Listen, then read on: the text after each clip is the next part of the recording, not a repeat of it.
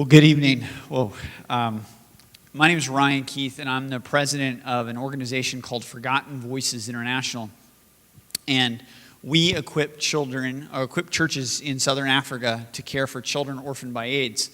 And so you might wonder, why am I here? Because this is about fatherlessness and trying to motivate you all to become mentors and invest in children here in the Carlisle area. And I agree. I think I've been thinking about why I'm here. I'm here personally, and I'm here professionally, and I feel drawn to this event. I've been excited about it when Matt asked me a couple months ago, and I think I have a couple reasons why. And I'll tell you those things, but I know you're really excited to know why I think I'm here. But to keep you motivated to find out, I want to tell you a story, because I have the microphone. So I love my dad. My dad's like my hero, and every evening meal when I was growing up, my father, a pastor, would almost always rise from the dinner table to pick up the phone because someone needed something from my dad. This is pre-answer machine days, and so my dad would keep getting the phone, and he often didn't know what to do about the issue that someone had. But like the theme of tonight, he just kept showing up. Where the cries of the neighbors are, the church should be there. And that was my childhood. So in 2004, just 2 years after I graduated from Messiah, just down the road, my pastor called me, a kid, 24 years old, from the suburbs of Boston, and asked me to not go to Harvard for grad school, which I was going. I'd quit my job, going to Harvard for grad school, and my pastor asked me to not go to Harvard and instead go on a 2-week missions trip to Zimbabwe. And I knew nothing about Africa or orphans or AIDS or anything, and I said yes, because even if you don't know what to do, where the cries of your neighbors come, the church should be there. So I did it, right? Which my mom thought I was crazy, so did my dad, but I went, and this is what happened. So every day in Zimbabwe and Zambia, more children than 3 jumbo jets filled to capacity become orphaned. Every single day in Zimbabwe and Zambia where I work. But the crazy thing is that something's growing faster, the church in Africa. In 1900, there were 9 million Christians in Africa. Today, there's 540 million.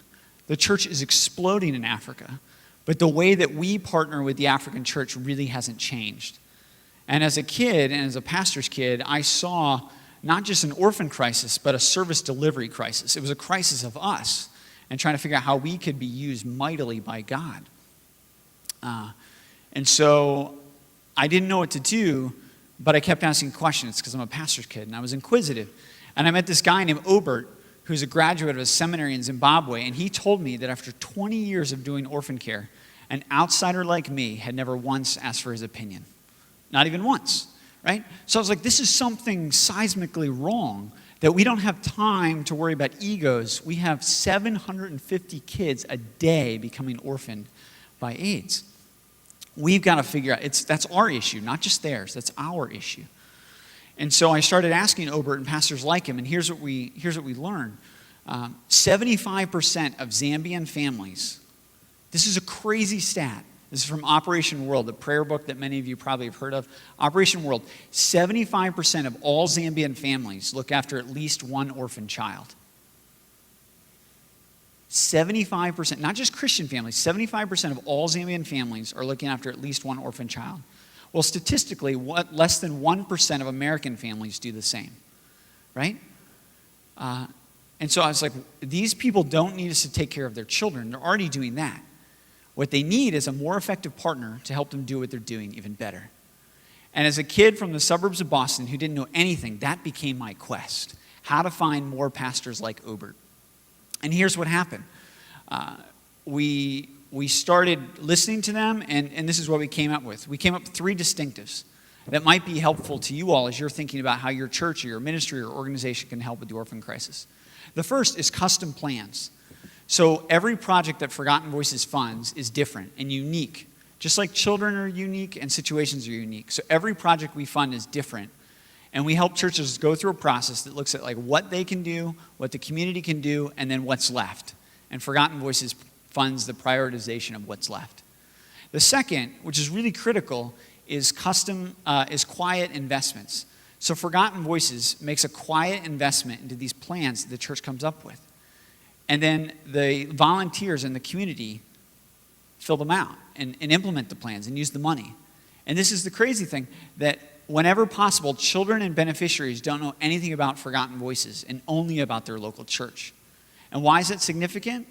Volunteerism and tithing, typically, this is true, in almost all cases, the more organizations from America that give to Africa, almost always, as we give more, volunteerism and tithing in the local church goes down. Because people don't feel the need to do it. They don't have as much money as us or as much clout as us, and so they stop giving. What we're seeing is tithing and volunteerism is going up. And I think quiet investments is a big reason why. And then finally, flexible partnerships, that we're adapting and changing. Just like the children that I hope you mentor, they're changing constantly. Their needs are changing, and we have to adapt to that. So here's what happened. So these principles that we learned from guys like Obert, we tried it. And this is what happened. We helped 100 local churches in just the first few years, helped 2,000 kids without being known as a ministry. And so that was just in Zimbabwe. And then we went to Zambia, and now we've helped over 5,000 kids, right? And this just happened. This just started in 2005. And so God has used explosive growth from a kid who just was willing to show up. And I stand before you and say, I have almost nothing to do with our success in Africa, because my role was just to say yes. And I was a storyteller, and that was my gift. And God used that mightily. And people from Idaho and all these different people from all over were sending $10 checks and $100 checks and $10,000 checks to my church, and we started a ministry. And so I say all that to say there's two reasons why I think I'm here. First, the stat that I gave before. 75% of all Zambian families are caring for at least one orphan child. As a guy who's been to some of the most remote parts of southern Africa, and these people don't have a voice to share with you themselves, I've kind of taken that on as my task, my charge, my mission, right? And so there are things that we can learn from them about generosity and giving of ourselves. And many of you came in through the steps of this church in the auditorium or which door you came in. And if you go to church tomorrow, if you go to a church at all, as you go in next time, as you're coming through the steps and into the door, think about children sitting on the doorsteps of the church with nowhere else to go, right? Because there's no social services, there's no big brother, big sister program, there's no social service, social workers, nothing. And the only one that can help them is the church. That's what they believe. And so they're waiting. And so before the pastor starts church, they have to figure out what's going to happen with these 10 or 15 kids that are on the doorsteps of the church before church even begins. And even though the children in Carlisle might not be sitting on your doorsteps or of the steps of the church tomorrow, they're there waiting because they have nowhere else to go. And they're slipping through, and time is against us.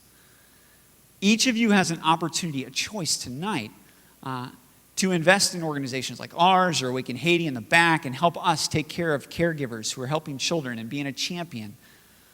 You can do that, and I invite you to. But you also have a choice to invest yourself with a simple step of saying yes. Never in a million years would I have believed that my simple yes to a 2-week missions trip would lead to the complete change of the trajectory of my life. But I will tell you with a great deal of certainty that the God we serve, or I serve, and the story that's being painted here tonight is one that involves you taking a step of faith.